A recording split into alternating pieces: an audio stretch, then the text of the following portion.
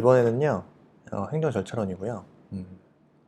좀 질서 위반 행위 규제법이나 뭐 주민등록법, 기타 가족관계 등록 등에 관한 법률, 행정규제법, 규제기본법, 행정조사기본법 등 조금 나오긴 나오는데 살짝 뭐랄까요, 단문 형식으로 나오는 것들 20점짜리로. 근데 좀 출제 가능한 거 위주로 살펴보겠습니다. 일단 1번이요. 질서 위반 행위 규제법이요. 상에서 과태료 부과 대상이 법인인 경우, 다수인의 질서를 위반한 경우 수개의 질서 위반 행위 처리 등에 대해서 약수를 하시오 문제죠. 우선 법인 처리요. 법인의 처리 등. 자, 1번. 법인의 대표자, 법인, 개인의 대리인, 사용인, 그 밖의 종업원이 업무에 관하여 법인 또는 그 개인에게 부과된 법률상의 의무를 위반한 경우 법인 또는 그 개인에게 과태료를 부과합니다. 고의 또는 과실, 위법성의 착오나 책임 연령, 심신장애에 관한 규정은요, 도로교통법에 따른 고용주 등과 같은 법에 따라서 과태료 부과하는 경우에는 적용하지 않습니다. 자, 다시 법인의 대표자, 법인 또는 개인의 대리인, 그 다음에 사용인 및 그 밖의 종업원이요. 업무에 관하여 법인 또는 그 개인에게 부과된 법률상의 의무를 위반한 때, 법인 또는 개인에게 과태료를 부과하죠.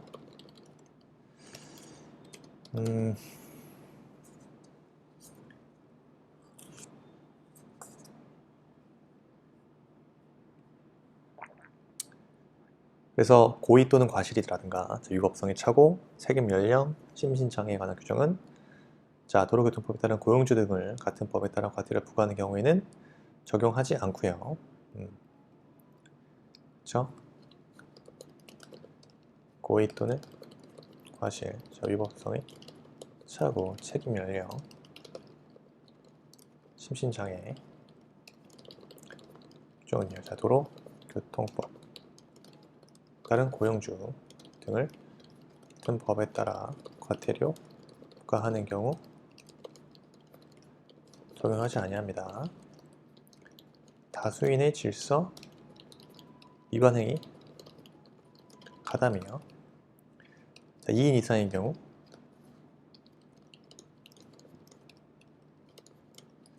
자, 2인 이상이 질서 위반 행위에 가담한 때 그때는 각자가 질서 위반 행위를 한 것으로 보죠. 질서 위반 행위를 한 것으로 간주합니다. 그 다음에요. 신분에 의한 질서 행위 경우입니다. 여기서 조금 구별해야 될 게 신분에 의하여 성립하는 질서 위반 행위, 신분에 의하여 성립하는 질서 위반 행위에 신분이 없는 자가 가담할 때 그때는 신분이 없는 자에 대하여도 질서 위반 행위가 성립하지만, 반면에 신분에 의해서 이런 게 중요한 것 같아요. 약간 차이가 있는 거죠. 신분에 의하여 과태료를 감경 또는 가중하거나 과태료를 부과하지 아니할 때, 이때는 그 신분의 효과는 비신분자, 신분이 없는 자에게는 미치지 않는다는 거죠. 다음 수개의 질서 위반 행위 처리요. 하나의 행위가요. 둘 이상의, 2개 이상의 질서 위반 행위에 해당하는 경우 각 질서 위반 행위에 대하여 정한 과태료 중 가장 중한 과태료를 부과합니다. 다시 하나의 행위가 둘 이상의 질서 위반 행위에 해당하는 경우 각 질서 위반 행위에 대하여 정한 과태료 중 가장 중한 과태료를 부과하죠. 둘 이상의 질서 위반 행위가 가담한다. 각 질서 위반 행위에 대하여 정한 과태료 중 가장 중한 과태료. 위의 경우 제외하고요. 둘 이상의 질서 위반 행위가 경합하는 경우.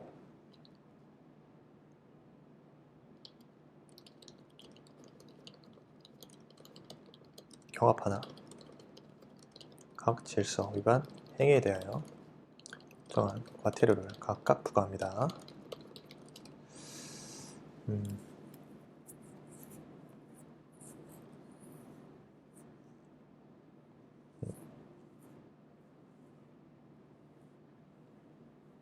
다만 자 법령에 특별한 규정이 있다. 뭐 가령 지방자치단체 조례 포함해서요. 그 법령이 정한 바에 따라 그 법령으로 정하는 바에 따르면 되죠. 그래서 둘 이상의 질서 위반 행위가 경합하는 경우요. 자, 하나의 행위가 둘 이상의 질서 위반 행위에 해당하는 경우에는 각 질서 위반 행위에 대해서 정한 과태료 중 가장 중한 과태료를 부과하죠. 근데 두 개의 질서 위반 행위가 경합한다? 그때는 각 질서 위반 행위에 대해서 각각 과태료를 부과한다 이거죠. 그렇습니다. 이거 정리해야죠. 질서 위반 행위 규제법. 자, 질서 위반 행위 성립. 그래서 법인. 자, 법인의 경우 다수인이 질서 위반 행위를 한 경우. 다음 수개의 질서 위반 행위 처리하는 문제 등입니다. 그 다음에요. 다음 약식재판. 여러분 약식재판.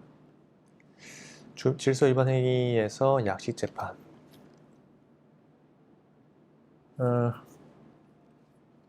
이것도 정리할 필요 있겠죠?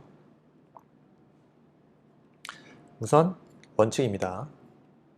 상당하다고 인정할 때 신문 없이 과태료 재판할 수 있죠. 과태료 재판에서 신문 없이 과태료 재판할 수 있죠. 약식 재판입니다.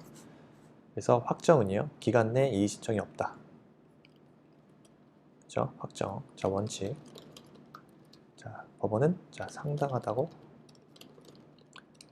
인정하는 때 신문 없이 할 수 있습니다. 다음 예외요. 확정이에요. 자, 기간 이내에 이의 신청이 없는 때, 그 다음 이의 신청에 대한 각하 결정이 확정된 때,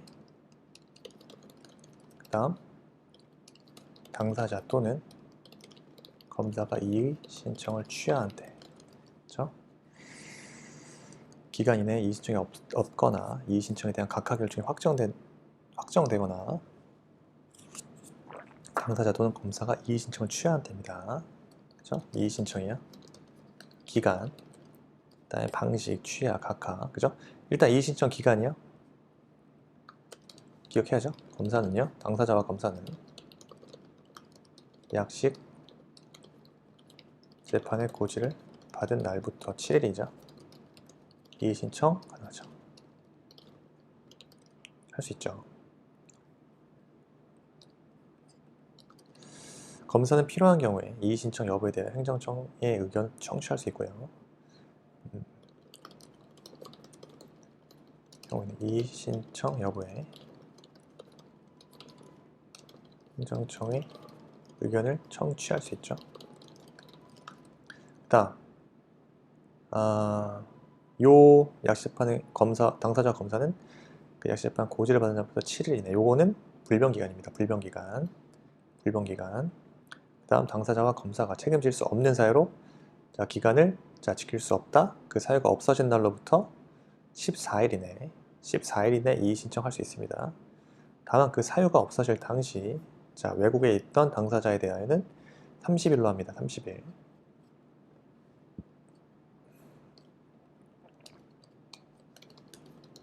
방식이요. 자, 이의 신청을 한 당사자. 자, 당사자가 또는 자, 검사는요. 자, 이의 신청. 자, 죄송합니다. 방식이죠. 이의 신청은 대통령으로 정하는 이의 신청서 작성하죠. 이의 신청서를 약식 재판을 한 법원에 제출하면 되죠. 법원은 이의 신청이 있는 때에는 이의 신청의 상대방에게 이의 신청 부본 송달하여야 하고요. 그 다음에 취하여. 자, 이의 신청을 한 당사자는요. 또는 검사는요. 자, 정식 재판 자, 절차에 따른 결정의 고지받기 전까지 이의신청 취하할 수 있죠. 다시 당사자와 검사는요, 정식재판 절차에 따른 그 고지를 받기 전, 정식재판 재판에 따른 결정을 고지받기 전까지 이의신청 취하할 수 있죠. 취하할 수 있습니다. 다음 이의신청 취하는요, 대통령으로 정하는 이의신청 그 취하서를 이의신청 취하에 따른 법원 취하서를요, 법원에 제출함으로써 하죠. 이의신청 취하한다는 취하서. 다만 신문기일에는 말로 할 수 있고요. 그리고 법원은 이의신청 부분을 송달한 뒤 이의신청 취하가 있는 때 상대방의 이의신청 부분을 송달하여야 하고요. 다음 네 번째 각하요. 법원은 이의신청이 법령상 방식에 어긋나거나, 그죠? 법원이 각하하는 거죠. 이의신청이 법령상의 방식에 어긋나 이의신청권이 소멸된 뒤의 것임이 명백하다. 그때 결정으로 이를 각하하여야 합니다. 다만 그 흠을 보정할 수 있다? 그러하지 아니하고요. 그 결정에 대하여는 즉시한고요. 그 다음에 이 신청에 따른 정식 재판 절차 이행. 당연히 이 신청에 따른 정식 재판 이행하겠죠. 법원은 이 신청이 적법하다고 인정할 때 양식 재판의 효력을 잃고요. 그때 정식 재판으로 이행되죠. 그래서 법원은 신문을 거쳐서 다시 재판합니다. 양식 재판은 신문 없이 과태료 재판을 하는 거죠. 상당하다고 인정할 때 확정되는 게, 여러분, 기간 이내에 이의신청이 없어야 돼요. 기간 내에 이의신청이 없어야 돼요. 이의신청 기간이 중요하죠. 그래서 양식재판 고지를 받은 날부터 일주일이에요. 일주일. 그래서 기간 내에 이의신청이 없으면 양식재판 확정됩니다. 그 다음 이의신청에 대한 각하 결정이 확정될 때, 그죠? 그 다음 당사자 검사가 이의신청을 취하할 때 확정되죠? 네.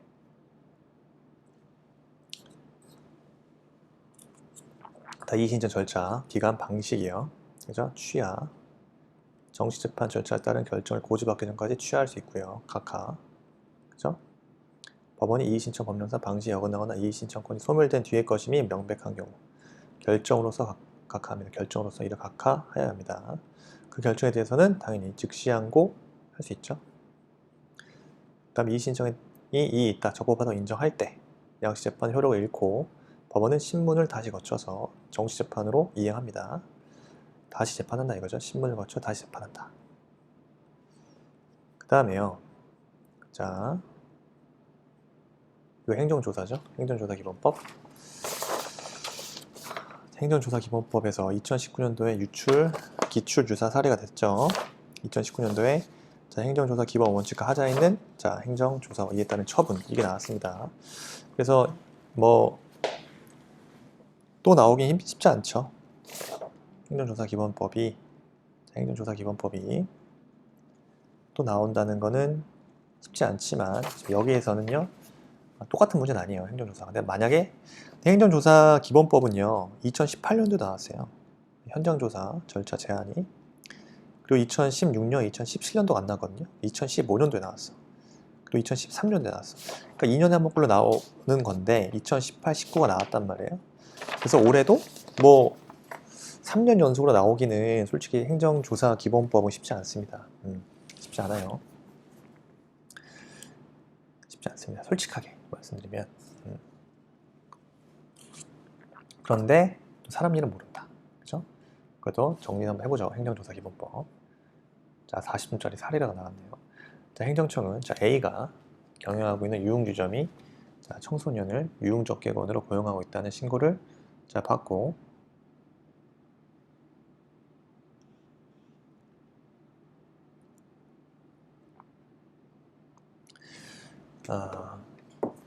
A가 경영하고 있는 유흥주점이 청소년을 유흥접객원으로 고용하고 있다는 신고를 받고 이를 확인하기 위해 조사를 나갔습니다.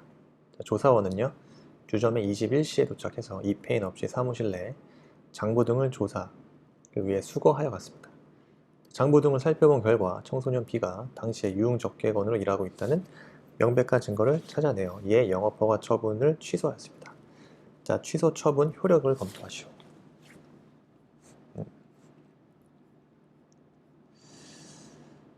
그래서 지금 사안에 문제되는 건, 자, 문제, 자, 논점의 정리해 봅시다.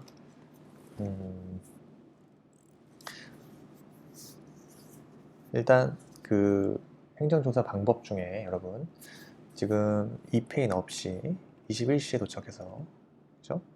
시간적 한계 검토해 봐야겠죠? 왜냐면은 해가 뜨기 전이나 해가 진 뒤 할 수 없지 않은 현장조사의 한계. 근데 21시는 해가 이미 졌죠? 그것도 이페인이 없이, 그죠? 이페인이 없이 장부 등을 조사해 수고가 갔다 이겁니다. 그러면 사안에서 그 행정조사 방법 중에 현장조사 자료 등 영체에 해당하고 행정조사법상 행정조사 한계, 그죠? 한계에 대한 검토가 필요한 거죠. 그 위법성이 인정이 되면 이러한 그 위법한 행정조사에 따라 기초로 한 조사에 기초로 한 자, 처분의 효력이에요. 이거죠. 그러면 두 번째요. 자, 행정조사 적어야겠죠. 의요. 그 다음에 자, 현장 조사의 시간적 한계. 그죠? 그 다음 검토되는 게 자료 등의 명치. 조사 대상자 대리 입회시켜야 한다 이거죠. 그 다음 자, 사안에서 소결이요. 소결. 그 다음에 여기서 또 문제가 되는 게 뭐냐면, 자, 위법한 행정조사에 기초한 자, 행위의 적법성 여부를 검토하라 이거죠. 견해 대립하죠. 견해 대립한다.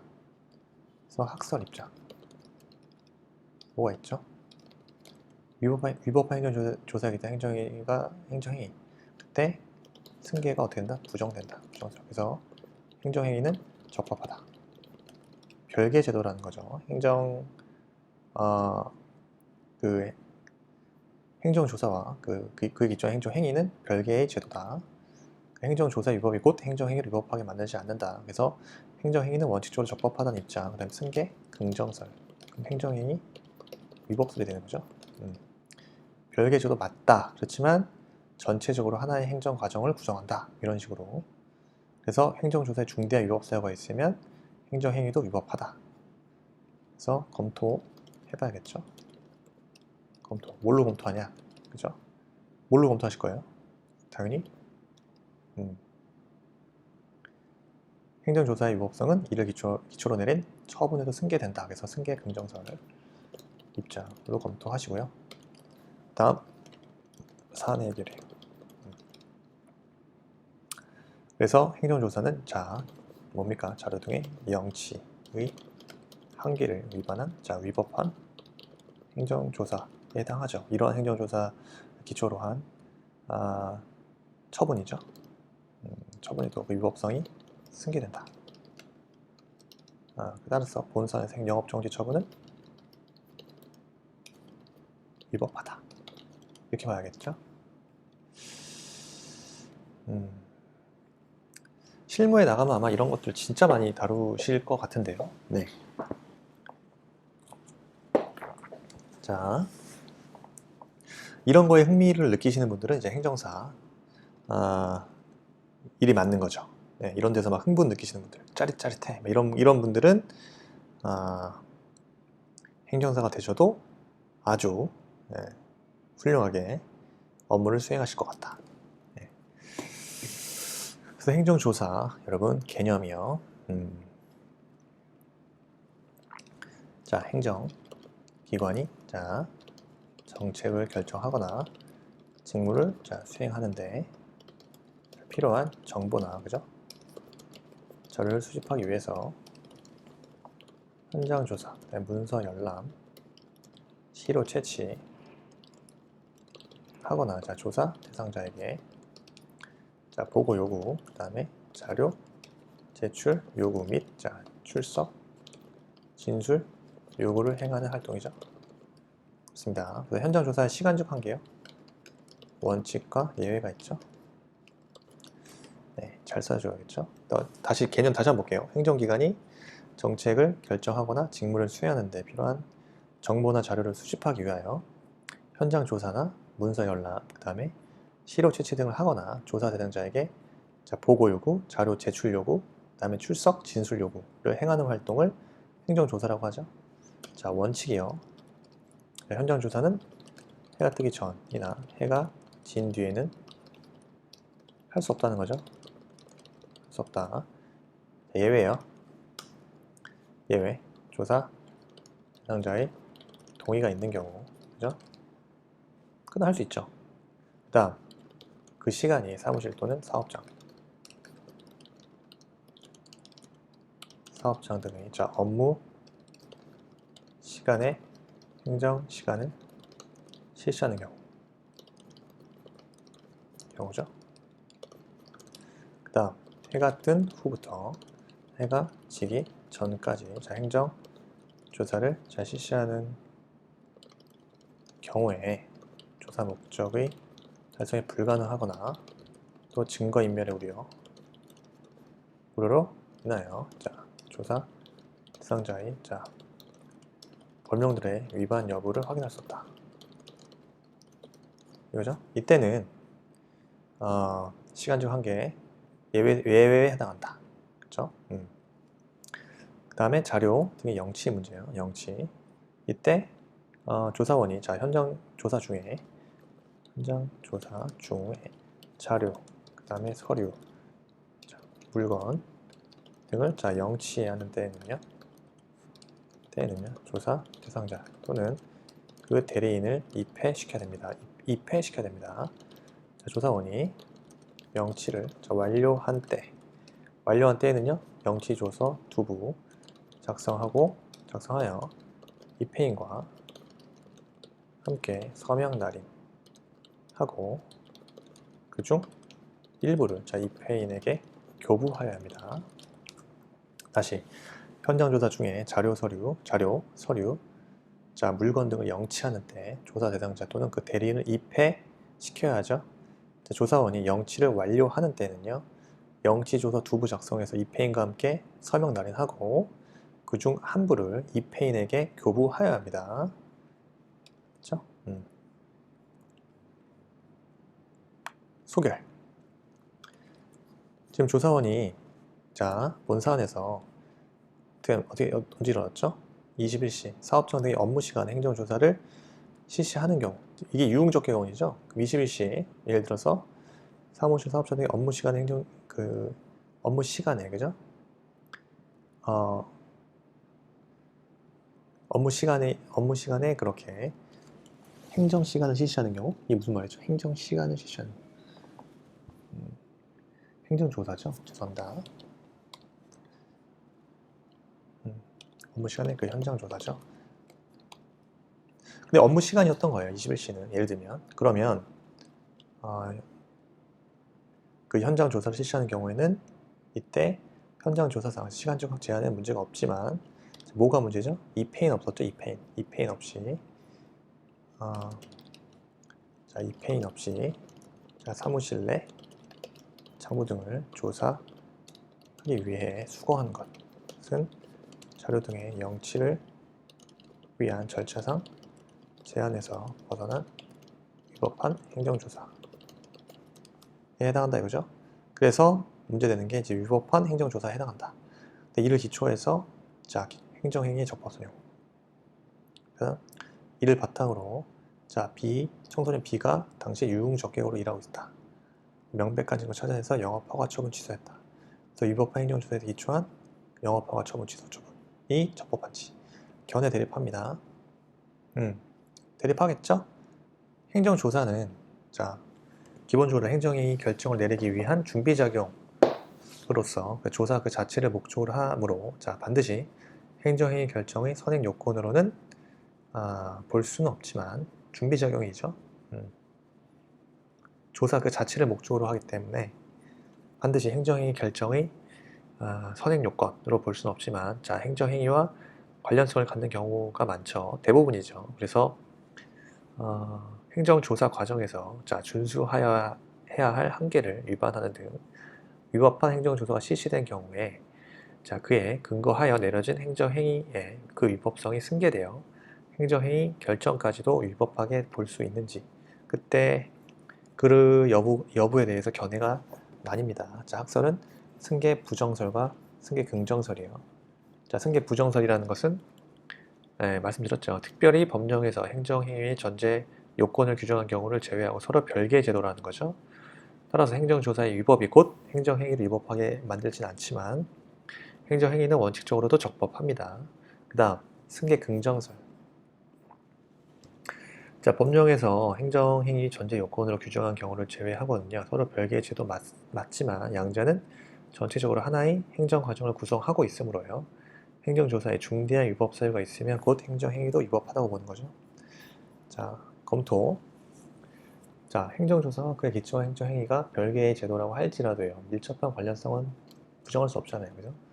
밀접한 관련성을 가지므로 행정조사 위법성은 행정행위에도 원칙적으로 승계된다고 보는 것이 타당합니다. 그 사안에서 자, 행정조사는요. 자료 등의 영치의 한계를 위반한 위법한 행정조사에 해당하고 이러한 행정조사 위법성은 자, 처분에도 위법성은 이를 기초로 내린 처분에도 그 승계됩니다. 따라서 본 사안에서 영업정지 처분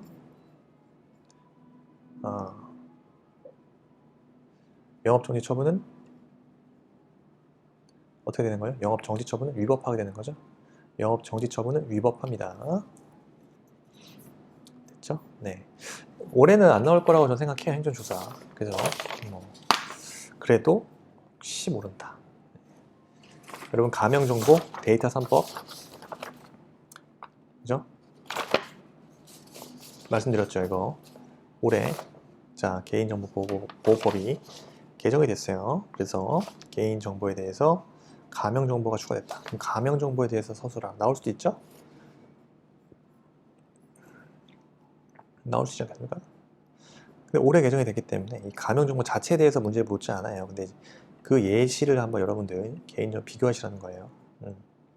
지금 가명정보는 자 가명처리라고 이제 그 개인정보법에 규정이 되어 있는데요. 가명처리란 자 개인정보 일부를 자 삭제하거나 자 보세요. 이 사례를 먼저 볼게요. 홍길동 35세 신림 관악구 신림동 그 다음에 식당 월소비 100만 원이고요. 가명정보 자 20번 35세 자영업 그 다음에 서울 관악구 신림동 빠졌습니다. 월소비액. 그래서 가명처리란 자 보세요. 어떻게 하는 거냐면요. 개인정보 일부를 삭제하죠. 홍길동 삭제했죠. 전부를 대체했죠. 전부. 가령 예를 들어서 뭘 대체했죠? 식당. 자영업으로 대체했죠. 그러니까 추가 정보 없이는 특정 개인을 알아볼 수 없도록 처리하는 것을 의미합니다. 그래서 가명정보란 그래서 개인정보 일부분을 삭제하거나 대체해서 특정 개인을 식별할 수 없도록 만든 정보예요. 그래서 이것만 가지고는 홍길동인지 모른다는 거죠. 뭘 삭제했죠? 그래서 만약에 추가 정보 20번 손님이 홍길동이다. 20번 손님이 바로 홍길동이다라는 추가 정보만 있으면 자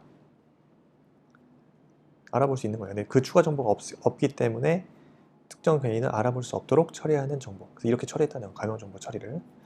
좀 더 구체적으로 가명정보 처리에 대해서 살펴보면요. 자, 과연 가명정보가 나올 것인가? 솔직히 안 나올 거라고 생각해요. 네, 안 나올 거라고 생각하는데 한 번만 그래도 지금 정도 기억해 놓으면 시험장에서 쓸 수는 있겠죠? 나오면 안 되지만 자 가명정보 처리요. 개인정보 처리자는 자 통계, 과학적 연구, 그 다음에 공익적 기록 보존 등을 위해서 정보 주체 동의 없이 가명정보 처리할 수 있죠. 처리할 수 있습니다. 정보 주체 동의 없이. 근데 개인정보 처리자는 이에 따라 가명정보를 제3자에게 제공하는 경우 자 특정 개인을 알아보기 위해 사용할 수 있는 정보 포함해서 안 되고요. 자 결합 제한된다 그랬죠? 네. 자 가명정보 처리에도 불구하고 자, 통계 작성, 과학적 연구, 공익적 기록 보존. 이게 목적, 이걸 위해서거든요. 등을 위해 서로 다른 개인정보 처리자 간의 그 가명정보 결합은 여러분 보호위원회나 관계중앙행정기관에 장이 지정하는 전문기관이 수행해야 돼요. 네.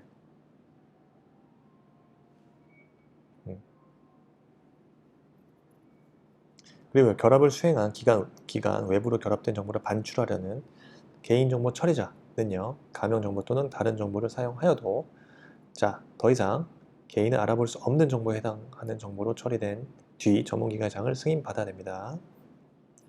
자, 안전조치 의무요. 자, 개인정보 처리자는 가명정보 처리하는 경우에 원래의 상태로 복원하기 위한 추가 정보를 별도로 분리해서 보관 관리하는 등 해당 정보가 분실도나 유출, 위조, 변조, 훼손되지 않도록 대통령령으로 정하는 바에 따라 안전성 확보에 필요한 기술적, 관리적, 물리적 조치를 하여야 합니다.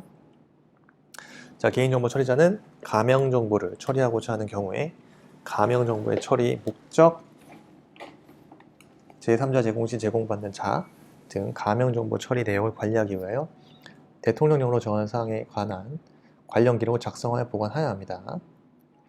금지 의무요. 금지 의무 뭐 있죠? 누구든지 특정 정보를 알아보기 위한 목적으로 가명정보 처리하면 안 되고요. 그 다음 개인정보 처리자는 가명정보를 처리하는 과정에서 특정 개인을 알아볼 수 있는 정보가 생성되는 경우 즉시 해당 정보 처리를 중지하고 지체 없이 회수 파기해야 되죠. 과징금 무고예요.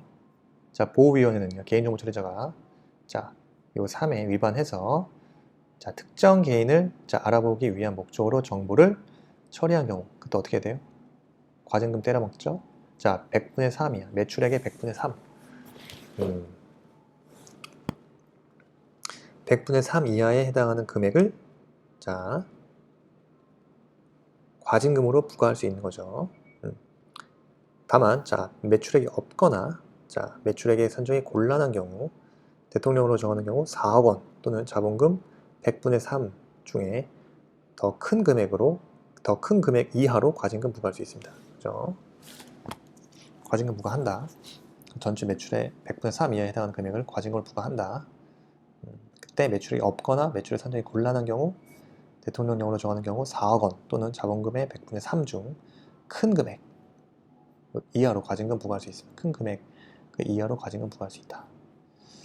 가명정보 한번 봤습니다. 그다음 여러분 이제 가족관계등록법, 가족관계 등록 등에 관한 법률상 등록부 정정이에요. 지금까지 한 번 나왔습니다. 네, 한 번 나왔어요. 가족관계 등록 정정 신청락은 가족관계 등록 등에 관한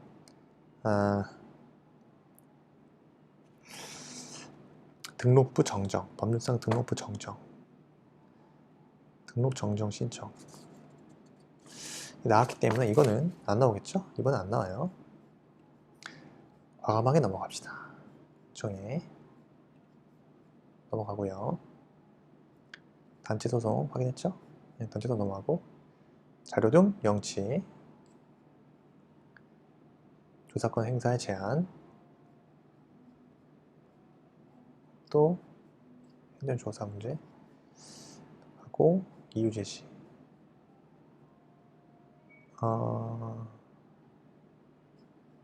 또 일단 넘어가겠습니다. 통지 고유식별제 봤고요. 자동차 등록번호판 영치 질서위반 행위규제법상. 근데 지금 질서위반 행위규제법이 나올 수 있는 게 2년에 한 번씩 나와요. 2016년도 그 다음에 과태료 부과 절차 불복 나왔고 그 다음에 고의과실 2018년도에 고의과실에 대한 질서위반 그 다음에 심신장애 인한 질서위반이 나왔거든요. 2018년 19년도 안 나왔어요. 그럼 올해 나온다는 얘기 아니에요?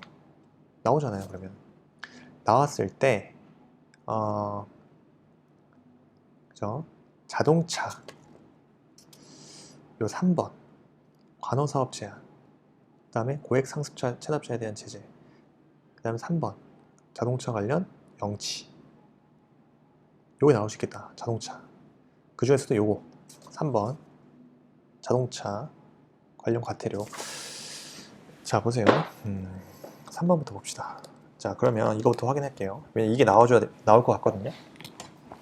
자동차 등록번호, 번호판 영치하는 문제.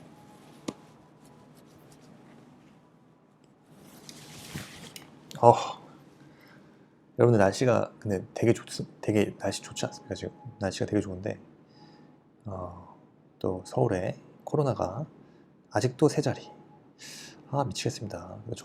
제가 있는 주변에 코로나 확진자가 나왔어요. 관악구 신림동 지역에 제가 있는데 지금 확진자가 수가 막 조금 많이는 아닌데 조금씩 나오고 있어요. 그래서 좀 신림동에 사시는 분, 또 서울 인근 사시는 분들은 아직도 여전히 불안합니다. 상당히 불안합니다. 그래서 이거를 어떡하나 항상 고민이 되는데, 그래도 시험을 보는데 아무런 영향을 안 미쳐야 될 텐데 말이죠. 어쨌든 그렇습니다. 자,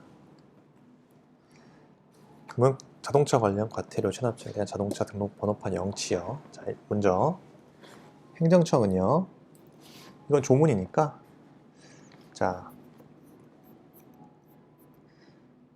일단 행정청은 결론부터, 자, 체납된 자동차 과태료 납부하지 아니한 그 체납 자동차에 관련 과태료와 관계된 그 소유의 자동차 등록 번호판 영치할 수 있죠. 근데 근거가 자동차 관리법에 따른 자동차 운행 관리 등에 관한 질서 위반 행위 중 대통령령으로 정한 질서 위반 행위로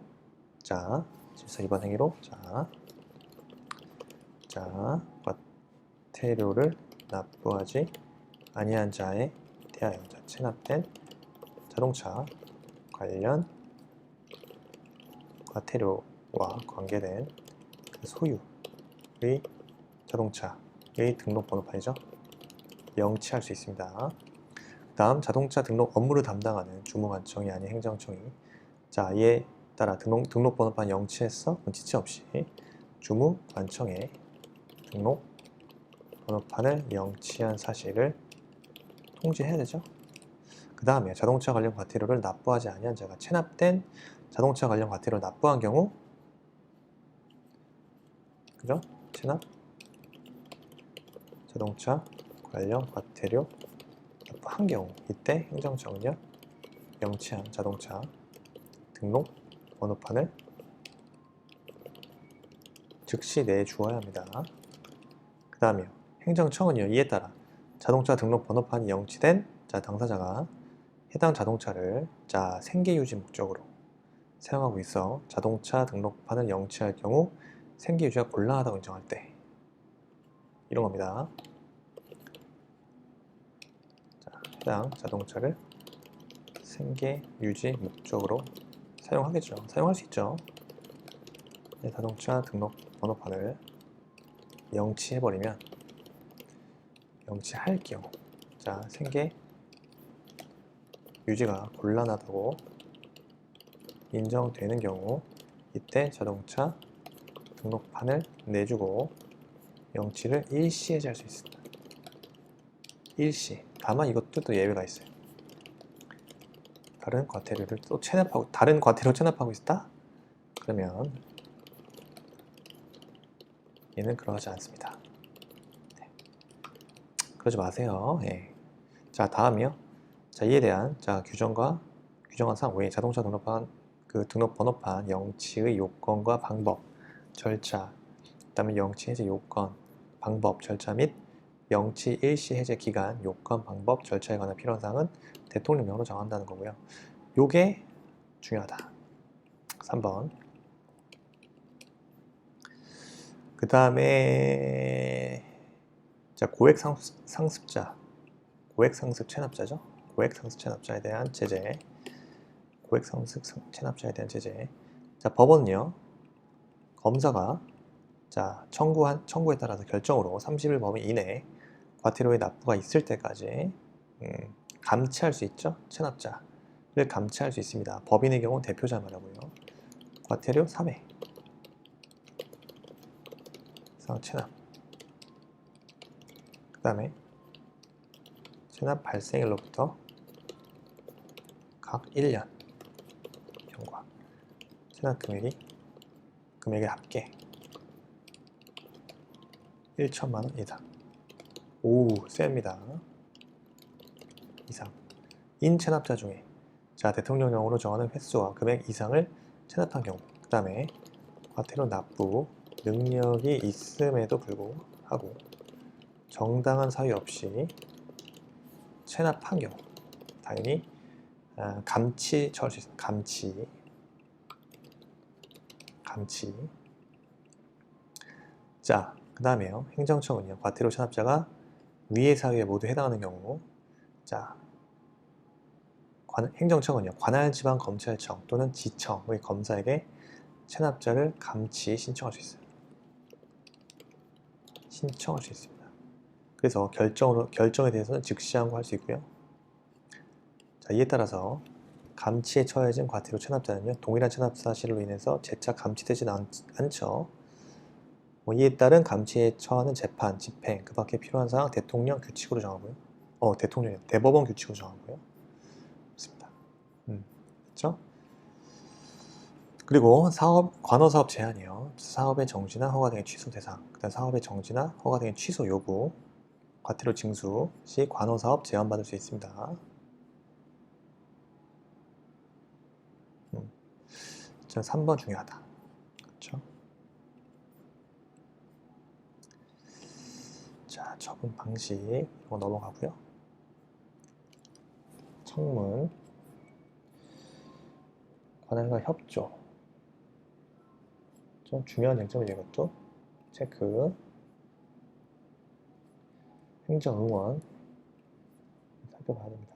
행정조사기본법상 사전통지부터 의견 조치, 선정과 자 행정조사기본법상 조사 대상자의 선정과 사전통지, 의견 청취. 여러분 행정조사기본법 올해는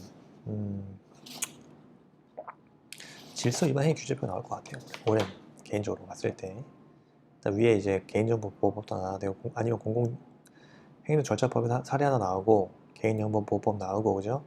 공공기관 정보공개 관한 법률 하나 나오고 그 다음 하나 나와야 되는 게 행정조사법이 아니라 질서 위반 행위 규제법 나오지 않겠습니까? 만약에 가족관계 등록 등에 관한 법률 나오면 아니면 주민등록법이 나올 수 있지 않을까? 주민등록 그죠? 여러분 주민등록 하나만 뽑을까요?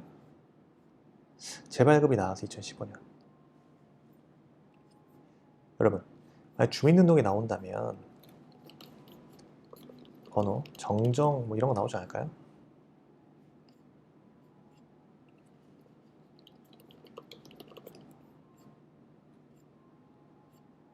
처리 제한, 주민등록번호의 정정 이런 거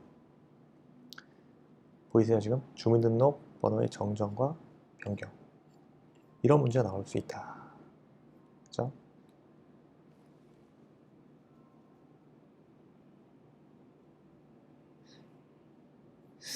이것을 사례형 비슷하게 한번 봅시다. 이 문제 이게 나올 수 있다. 주민등록법상 나온다면. 그래서 한 문제가 나온다면 주민등록법에서 2015년 이후로 한 번도 안 나왔어. 솔직하게 왜 안 나와? 중요하지 않으니까 안 되는 거죠. 근데 한 번 정도 더 나온다면 올해 나올 수 있지 않겠냐 이거지. 주민등록법상 혼자만의 생각인가요? 나올 수 있지 않을까요? 자, 이거 한번 봅시다. 1번 주민등록번호를 변경하고 싶어하는 갑이 주민등록번호 변경 신청할 수 있는 경우와 갑의 신청을 받은 시장, 군수, 구청장의 주민등록번호 변경 여부에 관한 결정 청구, 승인 통지 절차, 변경, 거절, 통보받은 경우 갑의 이의신청 절차에 대해서 서술하시오. 다음에 그럼 목차를 주민등록번호 변경 신청, 다음에 주민등록번호 변경 여부에 관한 결정 청구, 승인 통지요. 갑의 이의신청.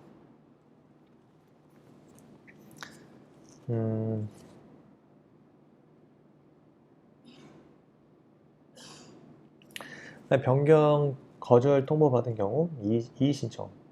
만약에 갑의 이의신청부터 볼까요? 이의신청 보세요. 먼저 주민 등록지의 자 시장 등이죠. 시장, 군수 또는 구청장은요 주민등록번호 변경위원회로부터 주민등록번호의 변경 결정 이외의 결정, 주민등록번호 변경 결정 이외의 결정을 통보받았다. 이때 어떡합니까? 그 사유를 그 신청인에게 통지하고요.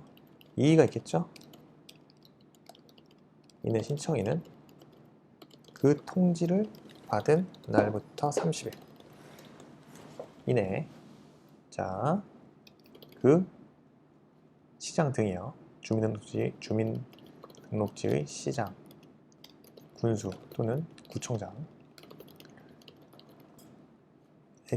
이의 신청할 수 있다. 그렇죠? 30일 이내입니다. 이의 신청은 통지를 받은 날부터 30일 이내. 자, 그 다음에요. 그럼 변경 신청 볼게요. 변경 신청. 주민등록번호의 변경 신청 1번. 우선 갑은요.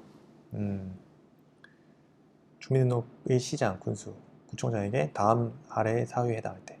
그러니까 어떤 신청 사유가 알아야겠죠? 그때 변경 신청할 수 있습니다. 변경 신청. 그 사유예요. 1번. 자, 언제 신청할 수 있나요? 주민등록 변경을 언제 신청할 수 있을까요? 막 해주진 않겠죠. 막 해주진 않아. 그죠? 솔직히 말해서 주민등록번호를 막 바꿀 수 없잖아요. 특별한 사정이 있겠지. 예, 특별한 사정.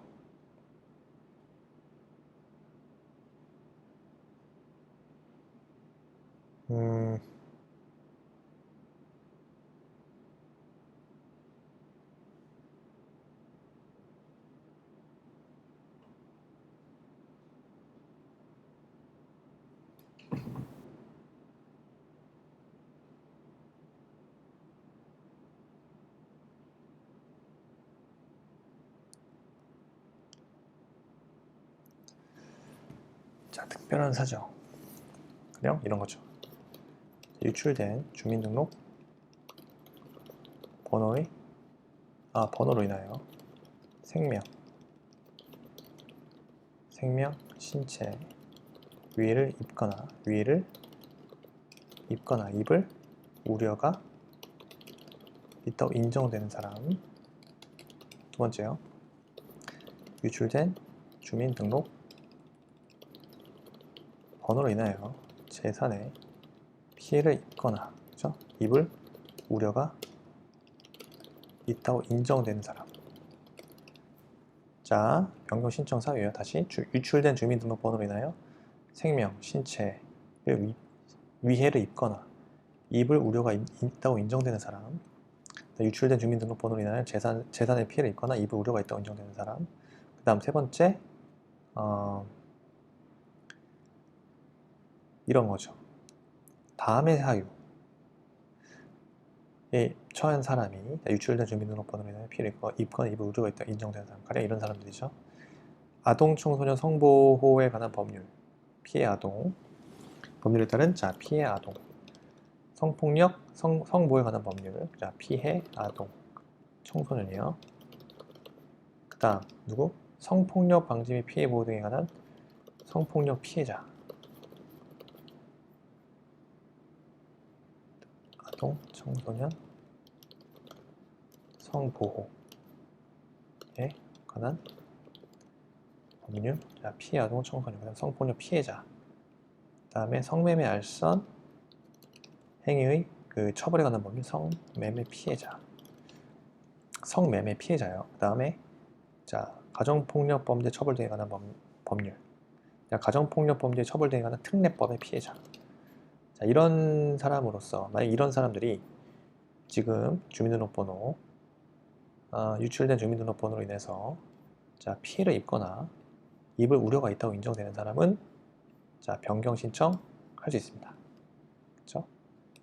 그 다음 2번이요. 주민등록번호의 변경 여부에 관한 결정, 청구, 승인, 통지 절차. 주민등록번호의 변경 여부에 관한 결정 청구, 승인 통지 절차예요. 자, 신청 또는 이의 신청을 받은 주민등록지의 시장 등은요. 자, 주민등록번호 변경위원회. 자, 시장 등 주민등록지의 시장 등 이의 신청을 받았다. 이의 신청을 받은 경우, 자, 주민등록번호 변경위원회. 네, 주민등록 변경 여부에 관한 여부에 관한 결정을 청구하여야 합니다. 두 번째, 주민등록지의 시장, 군수 또는 구청장은요, 주민등록번호 변경위원회로부터 번호의 변경 결정을 통보받은 경우에는요, 자, 신청인이 주민등록번호를 지체 없이 변경하고 이를 신청인에게 통지합니다. 다시 주민등록번호 변경위원회로부터 자, 주민등록번호의 변경 결정을 통보받은 경우 신청인의 주민등록번호를 지체 없이 변경하고 변경하라고 하니까 위원회에서 그럼 지체 없이 변경해야죠. 이를 신청인에게 통지해야 합니다. 그렇죠? 저장해야 될 것 같아요. 나온다면 이게 나올 수 있다. 그렇죠? 주민등록법에 나온다면 정정과 변경이 나오지 않겠습니까? 똑같은 거 또 내진 않겠지. 주민등록 재발급을 왜 내겠습니까? 그죠? 안 내요, 이런 거. 자, 그렇죠? 그리고요, 여러분, 행정규제기본법이 한 번도 지금까지 오늘 영상에서 다루지 않았는데 작년에 나왔어요. 행정규제기본법에서 규제위원회 그 설치 기능 조사 의견 청취가 나왔어. 행정규제위원회 올해는 그러니까 원래 이게 매년 나오진 않아요. 2013년도, 그다음에 17년도, 뭐 4년에 한 번 나왔고, 그 다음에 2년에 한 번 나왔거든요. 올해는 질서위반 행위규제법, 아니면 주민등록법, 아니면 가족관계 등록 등에 관한 법률, 이런 게 나올 것 같다. 그래서 가족관계 등록 등에 관한 법률에서 자, 친권자 지정 이런 거 나오지 않을까요? 네, 이런 거. 이거 친권자 지정 및 변경 사항이에요. 요거 나올 수 있지 않겠냐? 그죠? 나온다면 친권자 지정과 변경 사유, 사항 신고 나올 수 있다. 가족관계 등록 정정 신청은 17년도에 나오고요. 자, 보겠습니다. 가족관계 등록 등에 관한 법률상의 친권자 지정 및 변경 사항 신고. 일단 부모의 신고 의무가 있고요. 재판 확정 시 신고 의무가 있습니다. 자, 부모의 신고 의무요. 자, 여러분, 부모가 자, 민법에 따라서 친권자를 지정한 때 1개월 이내에 그 사실을 신고하고요. 신고하여야 하죠. 자, 부모 중 일방이 신고하는 경우 그 사실을요, 증명하는 서면을 첨부해야 됩니다. 재판 확정 시 신고 의무요.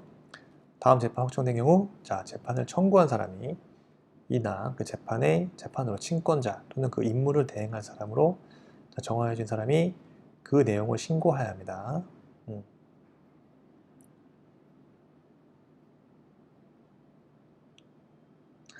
근데 다음의 재판은 어떤 재판이냐? 가령 이런 거죠.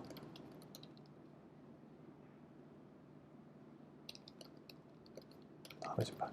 첫째, 친권이나 관리권의 자, 상실, 사퇴, 회복에 관한 재판.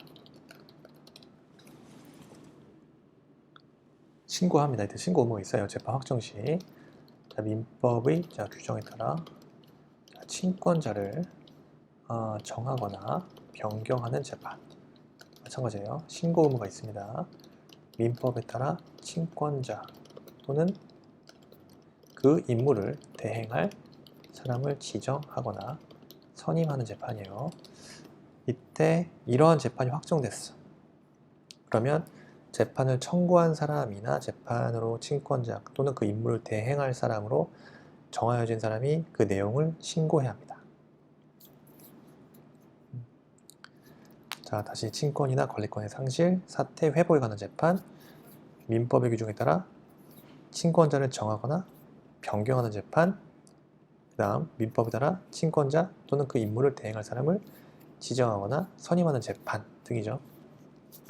이때 재판이 확정됐다. 재판을 청구한 사람이 그 재판으로 친권자 또는 임무를 대행할 사람으로 정하여진 사람이 그 내용을 신고하여야 하고요. 이 경우 신고기간, 신고서의 첨부 서류 등에 관하여는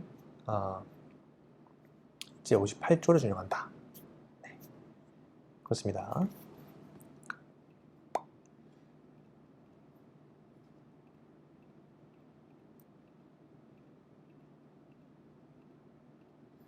됐죠? 네, 이거 저장하고요.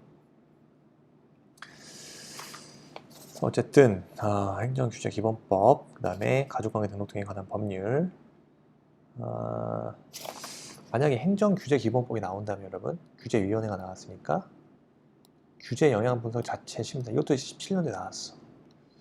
그러면 규제의 개념과 법정주의 나왔어, 2013년도에. 그러면 여러분, 혹시 행정규제기본법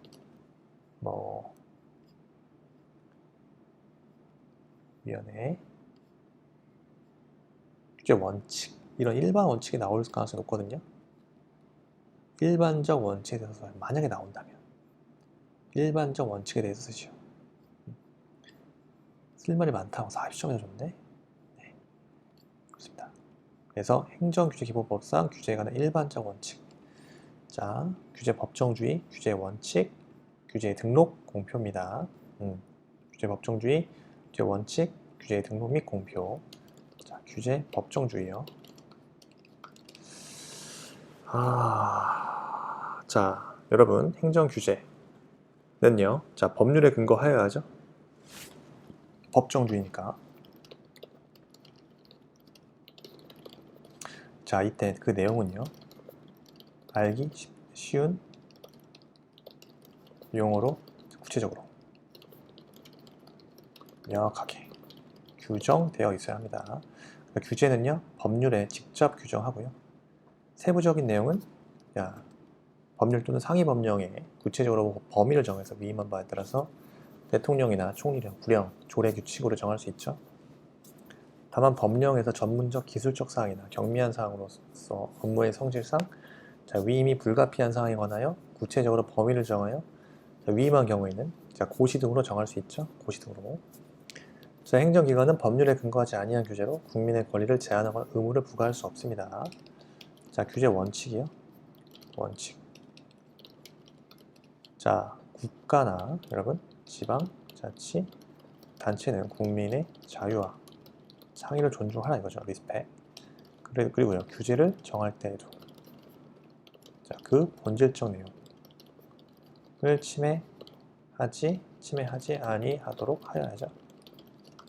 그렇습니다. 그리고 국가나 지방자치 단체가 규제를 정할 때에는요, 자, 국민의 생명, 인권, 보건 및 환경 등의 보호와 식품의약품의 안전을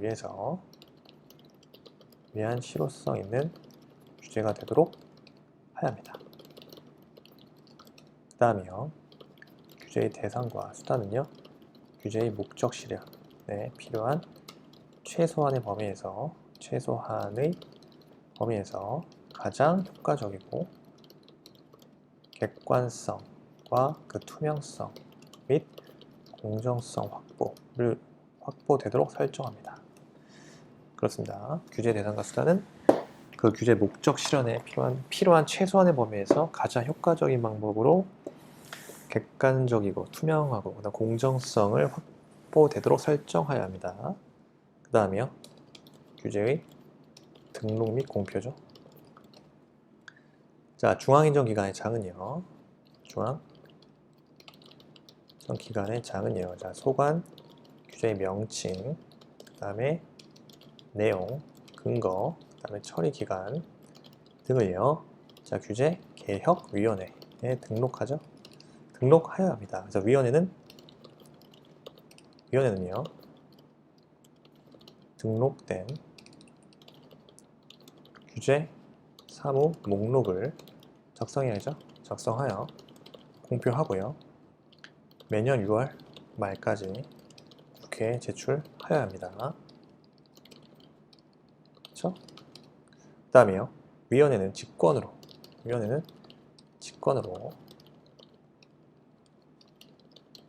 뭘 할 수 있죠? 조사하여 등록되지 아니한 규제가 있는 경우 이때 관계 중앙행정기관의 장에게 지체 없이 위원회에 등록하게 하거나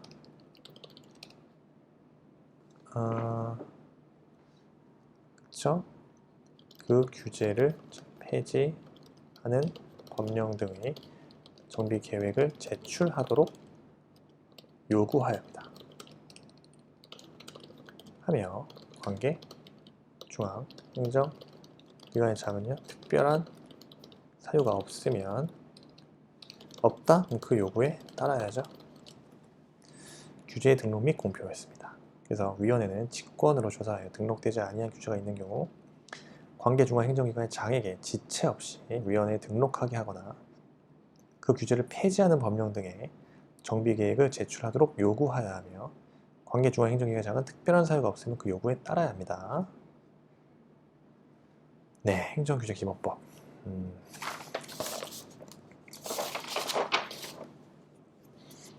일단 이번 영상은 지금 말씀드린 그 다양한 기타 법들 있죠. 그 행정조사기본법, 규제기본법, 질서행위규제법, 주민등록법, 가족관계등록 등에 관한 법률, 나올 만한 테마 한두 개씩 짚어봤습니다. 자, 이번 영상 여기까지 하고요. 수고 많으셨습니다. 남은 기간도 쇼터디 하세요. 감사합니다.